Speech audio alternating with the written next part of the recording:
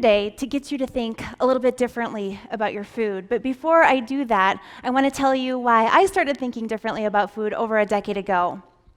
So, almost 11 years ago, I was pregnant with my second child, and I was diagnosed with gestational diabetes.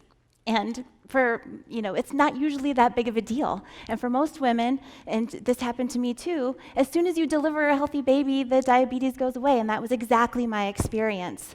But while the physical sort of ramifications of having that condition went away immediately after I delivered my daughter, right, the relationship that I had to food and to how I eat, that's been changed forever, right? Since that moment, I haven't thought about food in quite the same way, and I eat differently because of that experience.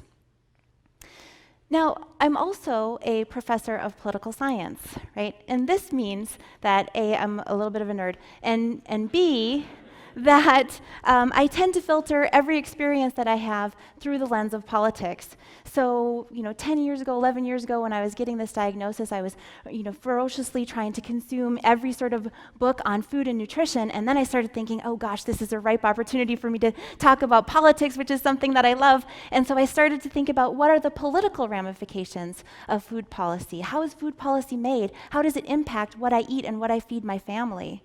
And so a obsession that started as a result of a pregnancy diagnosis, right, continues to this day, and I am still an avid reader in basically any new nutrition or food politics books that comes out, and you can ask my husband and children. These books litter our house and litter my home office right now. Okay, it's become such an obsession that I even developed a course at the university called The Politics of Food, which I now teach every spring. It's also really changed a lot about how I teach. What I really want for you today is to come away from this thinking a little different about the food that's on your plate every day, and I want you to be able to think about the decisions that impact the how the food ends up on your plate every day. I want you to be able to think of that, and I'm going to do that through 3 different examples, and I chose these examples because they're examples that were really impactful for me when I started this journey, and they're also examples that were really impactful for my students as I'm teaching my course. So I'm going to give you 3 little vignettes, and I want you to keep in mind that I'm only scratching the surface, right, in this very short talk to show you the impact of food and politics. And maybe you've never really thought that much about the impact of politics on food. One of my students, the first time I taught my course, he said that he thought the title of the course, Politics of Food, was a joke because he didn't think there was any relationship between the two. He was convinced otherwise by the end of the semester. So anyway, let me start with my first example. My first example is probably my favorite, and it is sugar. Okay. So sugar is big news these days, and sugar is big news for good reason. We are in the midst of an obesity epidemic, as we all know. Okay? There are more and more people who are diagnosed every year with diabetes, and that doesn't matter what age you are. There are more and more people who are diagnosed with this disease. Okay? Why is that the case? Right? How did we get here? How did we get into this position? Right? And I want to sort of think about how politics has influenced the ways in which sugar, we are sort of awash in sugar every single day. So we like to think that decisions about food, decisions about nutrition, that these are made by dietitians, nutritionists, scientists, experts. And certainly, those experts are consulted when food policy is made. But I often tell my students that you can be a brilliant scientist and you can have brilliant theories, but if you can't speak to a politician in a way that the politician will care about it, your impact on policy is actually going to be quite minimal.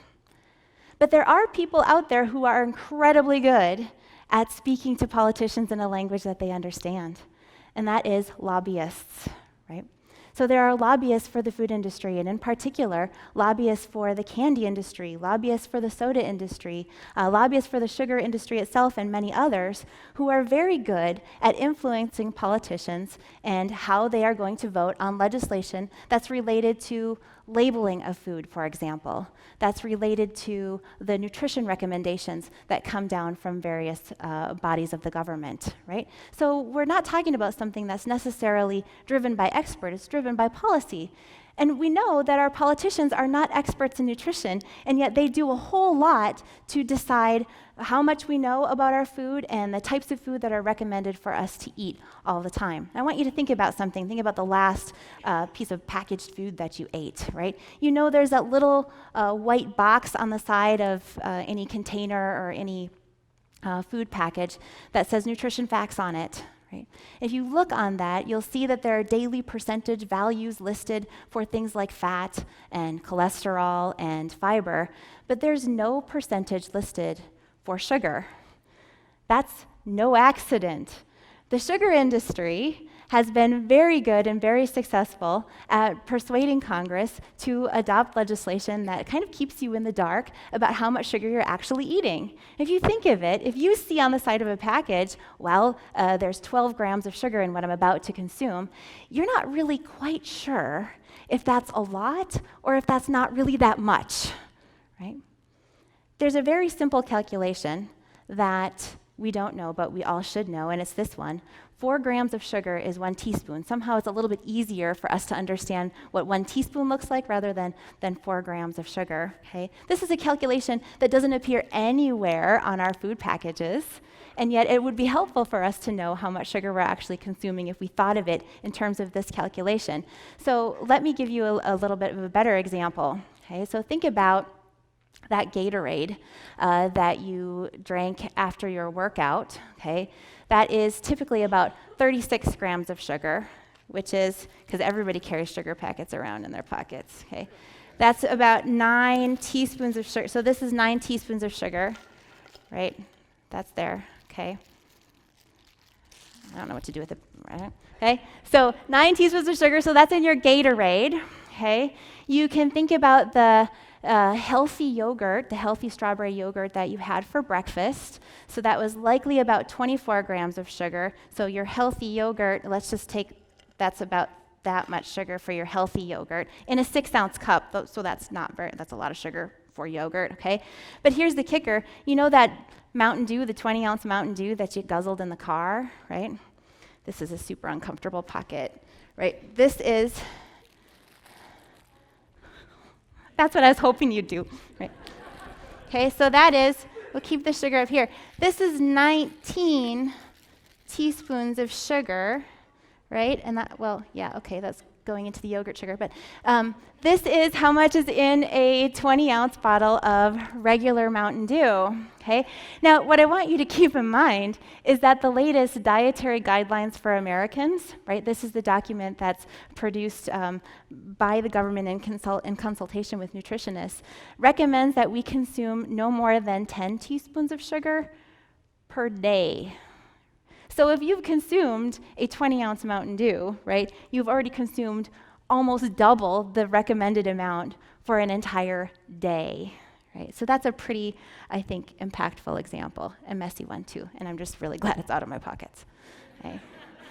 So sugar and politics have been entwined for a super long time. There is a little glimmer of hope on the horizon, and that glimmer of hope is that the Food and Drug Administration has revealed that it has a plan for a new nutrition facts label that will make it a little bit easier for you to see exactly how much sugar you're eating in each item of food that you consume. The bad news is they're going to have added sugars. It's going to be really large on that package, so you can't miss it.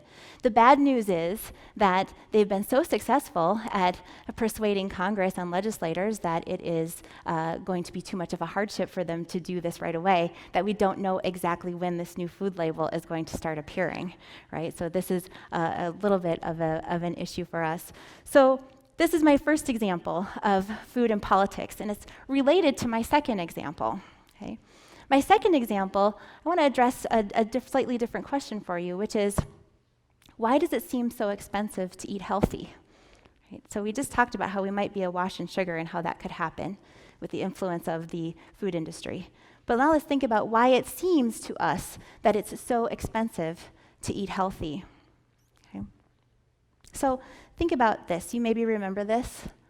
This is the old food pyramid. We don't use this one anymore, but I like this one because it helps to, I think, illustrate something here.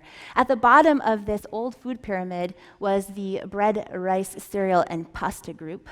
6 to 11 servings. You know how the food pyramid works. As you go up the food pyramid, that means you are eating less of those categories. Okay?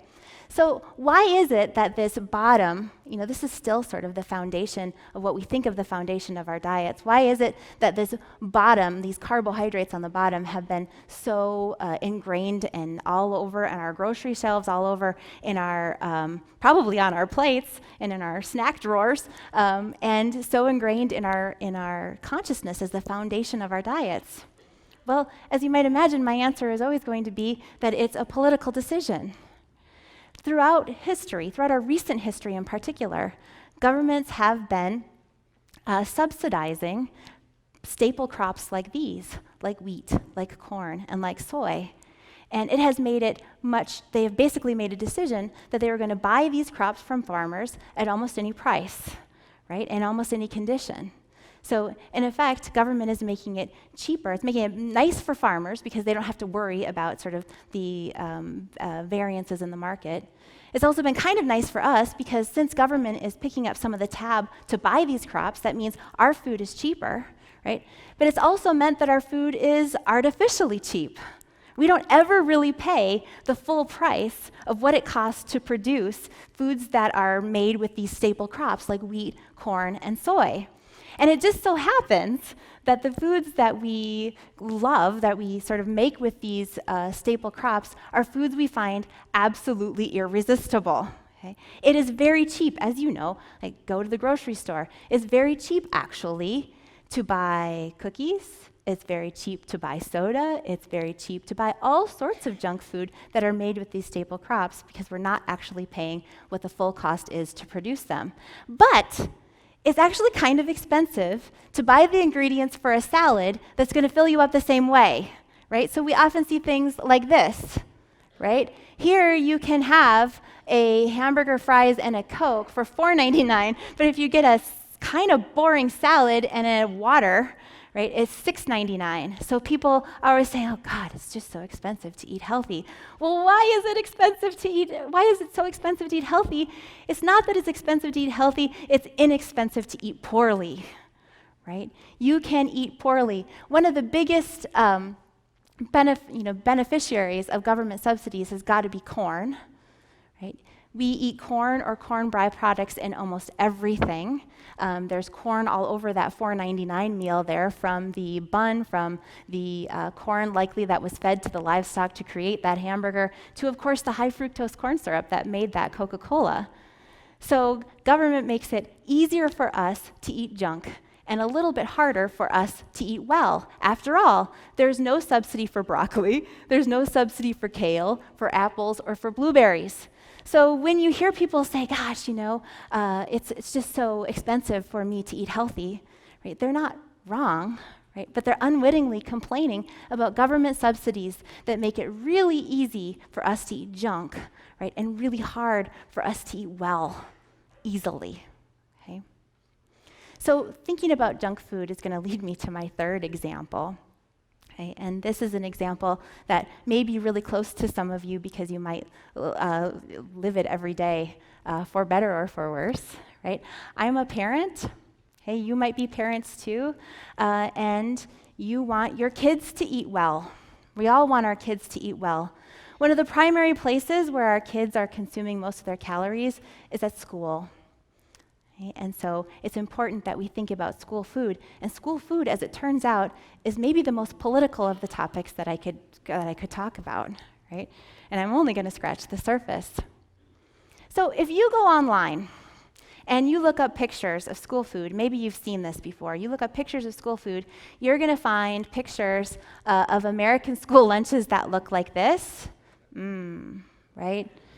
You're going to see these greasy squares of pizza, some chocolate milk. It looks like some institutional cookie up there in a package, and some less than appetizing looking corn, right? But then if you Google school lunch in other countries, you're going to come up with things like this: France, right? This is a French school lunch. and it's beautiful, and it looks like it's restaurant quality, and they're drinking water out of real glasses, and they have actual plates, and they have actual silverware, right? These are lunches in France that are served family style. It's quite lovely. Okay. Why don't our school lunches look like this? The answer, of course, is politics. Everything comes back to politics in my world, right? But this is definitely a political issue. So when your kid goes to eat in the cafeteria, the choices that are available to them and the way that everything looks in the cafeteria is largely to do with our National School Lunch Program. The National School Lunch Program has been around since 1946, and the kicker is it was never designed to meet the nutritional needs of children. What was it designed to do? It was designed to be a dumping ground for excess government commodities in products like milk and cheese and pork. So all of those choices that your kids have in the school line and all of the complaints that they get about the National School Lunch are because it was never really designed for nutritional excellence. Right? It was designed to get rid of a lot of food very quickly, and it retains a lot of that still to this day. So school lunch is maybe one of the most political of the topics that we could talk about, because any effort to try to change school lunch is met with a lot of resistance. Think back to 2010. There was the Healthy Hunger-Free Kids Act, and the whole point of the Healthy Hunger-Free Kids Act was to increase the amount of fruit and vegetables and whole grains and reduce the amount of sodium and fat in school lunches.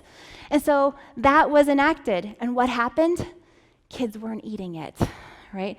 Kids weren't eating it, and you get all of these posts about how awful American school lunch was online that you could see.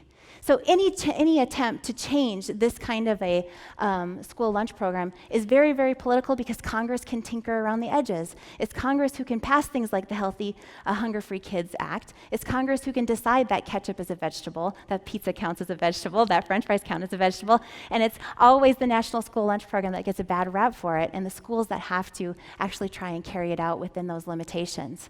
So school lunch, highly, highly political. And it's an issue that Congress has had a lot of problems resolving and fighting a lot with parents and nutritionists alike. Okay? So I could give you a million more examples about the intersection of food and politics and why this is something that we need to think about, right? It's something that is on our plates every single day. Okay? Politics, people don't usually like to talk about politics, but people really love to think about and photograph their food, right? They love to do this. Okay? But because we don't like talking about politics, it means that essentially our legislators don't know that it's important to us, and they're really able to legislate and have the influence of interest groups and make recommendations without our input. Okay? This is something that we have to change. Food is about the most political thing that is out there. Right? But we have to be able to talk about it. You may not remember all of the times that food was brought up in our last set of political elections. That's because it wasn't. It was never talked about, right? So let's start talking about it. Food is maybe one of the most political issues that we never, ever talk about. Let's start a conversation about food. And there's no time like the present, because it's time for lunch. Thank you.